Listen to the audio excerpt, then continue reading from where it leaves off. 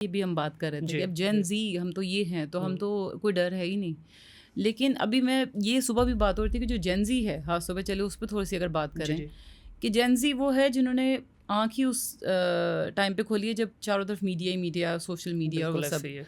और वो सबसे ज़्यादा सफ़र हैं साइकोलॉजिकल इश्यूज़ के हुँ, इस वक्त।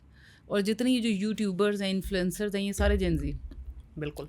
और ये मीडिया के लिए आप जितनी बिग स्माइल रखें जब, और अकेले में आप अपने जिस समझ लें कि अंधेरों में होते हैं, हाँ, क्योंकि आपको हर वक्त फियर ऑफ मिसिंग आउट होता है, बिल्कुल ऐसे ही है। आप कितनी देर तक रेलिवेंट रहेंगे। हुँ, और इनको पता है कि हमारे पास एक्चुअली स्किल्स कुछ नहीं है। जी, ऐसे ही है। जब तक आपकी मार्केट है, आप आसमान पे हैं, मार्केट ख़त्म हुई तो बस।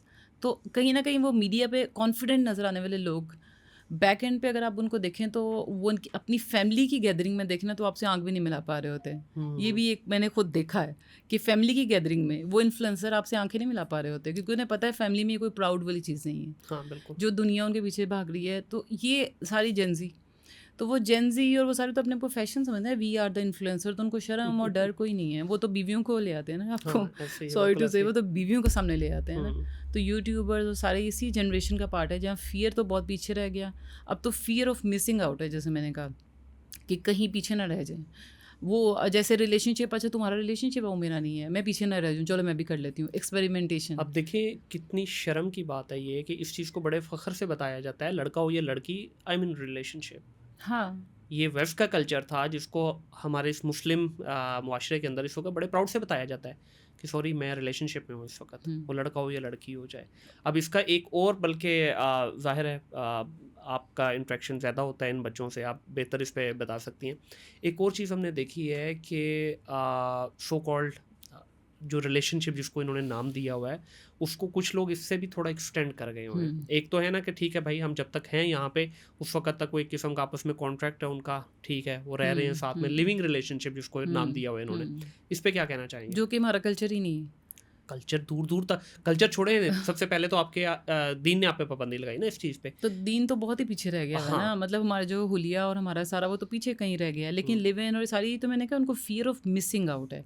उनको ये है कि कहीं जो सब लोग करें हम पीछे ना रह जाएं। हुँ, और ये बिल्कुल ऐसे ही है कि शर्म वगैरह ये सब चीज़ें दूर, अब बस वो ग्लैमरस दुनिया है जो कि कुछ अरसे बाद यहाँ पे ये रियल वाक़यात भी हुए हैं, यूनिवर्सिटी के वाक़यात हुए हैं हमारे, मेरे सामने देखी वाली बात है कि एक ये ऐसे ही रिलेशनशिप चल रहा है और भरा वो, उसने फिर बुलाया लड़की को अपने घर में, यही पास ही हुँ, है जोहर टाउन में। हुँ। अच्छा घर आओ, वहाँ पे 4-5 दोस्त और थे, गैंग रेप। उफ़! ये रियल वाक़या है।